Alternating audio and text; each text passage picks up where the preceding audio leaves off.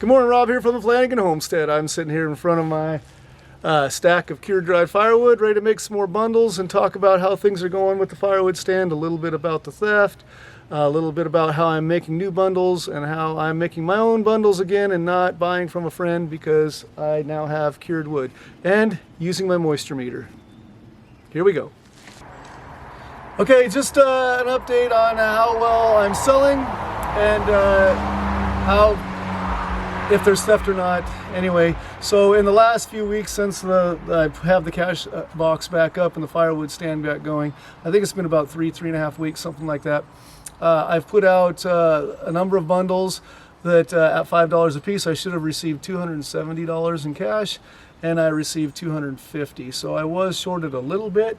I don't know if sometimes it was a miscount by the customer. Sometimes I ended up with $18 in there, which there's no amount of bundles which would have been $18. So what probably happened is they wanted 4 bundles, they had 18. They probably figured close enough, and I'm giving myself a discount for multiple bundles. I don't know exactly how that worked, but for the most part my bundles are being paid for. I'm keeping a pretty accurate count of how many bundles are in there and how much cash I'm getting out, just to see what the theft is. So I should have had $270. In the last batch of bundles I had $250. So on this section of the property, this is what I'm working with. I've got some cured and dried old growth fir there. I've got my slabs that I'm going to use for other things underneath that. Here's wood that's cured dry but then got wet, so I'm drying it out.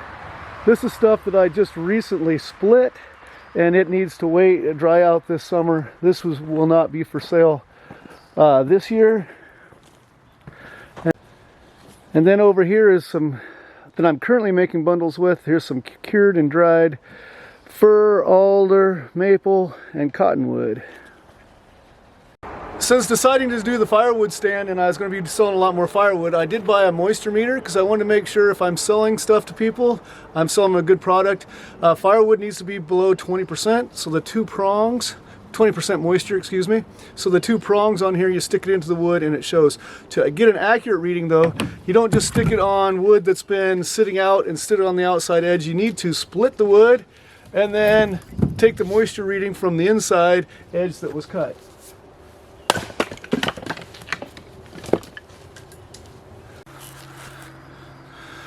So this is the area of the log that was inside. I'll put the moisture meter on that. We're at 15.8%, plenty dry enough to burn. If I stick it on the outside edge, so here's the outside edge that was exposed to the air. It reads at 12.9%. It's going to read drier, the outside edge. So that's why you split it open and then measure the part that you split open. That gives you a more accurate 15.9%.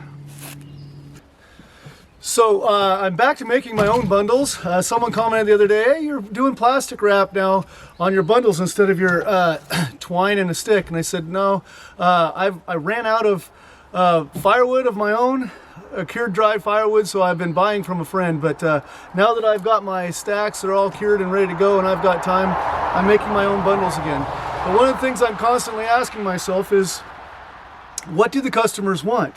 You know, I have fir, I have alder, I have cottonwood, and I have maple all here ready to go. And you know, if you ask different people burning, especially those that burn their fireplace, like, oh, if you have old growth fir, I want that. I know that maple burn is a harder wood than the alder, and it burns longer. Most people don't like cottonwood in their fireplaces. One, it takes a long time to cure because it comes out so wet, but then once you cure it, which mine is, it took 2 years, it burns really well, but then it does leave a lot of ash. So people that have wood stoves don't typically want cottonwood, but for these bundles that are going out for campfires, it probably works okay. So what I've decided to do instead of having people look through and trying to choose which bundle they want based on the wood, and honestly I believe most of my customers don't even know the difference. They're just coming out to the woods and burning some wood. But I'm putting a mixture of all of the above in my bundles, and then hoping that they'll be happy with that. The other thing that I'm trying to figure out is what size do they want. So I want to have some pieces that are pretty small, like these that'll light pretty easily and get going quickly. Okay, so I have a few smaller pieces and something that'll last a little bit longer. This takes about 9 or 10 pieces to get your 3/4 of a cubic foot, which is a standard bundle. So I think this is what seems to be the most popular. Every now and then I make bundles with something a little bit larger. Like this has a knot in it, I don't want to split it. And I know as a wood burner, someone that's burned wood for decades, that if you were to take this piece of wood and throw it on the fire, it would last a lot longer than if you split it in half and threw the 2 pieces on the fire because of the surface area.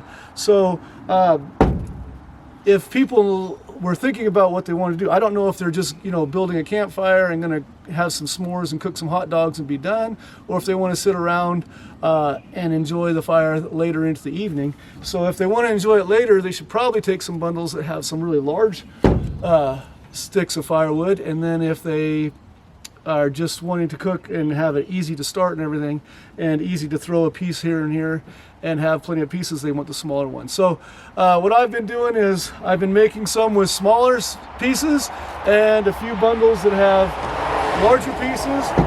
These tend to sit around in my firewood stand a little bit longer, but even when there's options to do other things, there are some people that look at this and go, okay, I want the big pieces of wood. And usually they get more wood in that bundle just because it's not as easy to get it, you know, right at that 3/4 of a cubic foot. So anyway, that's what I'm doing. I'm mixing the 4 different types of wood into each bundle and trying to, usually it's about 9 or 10 pieces.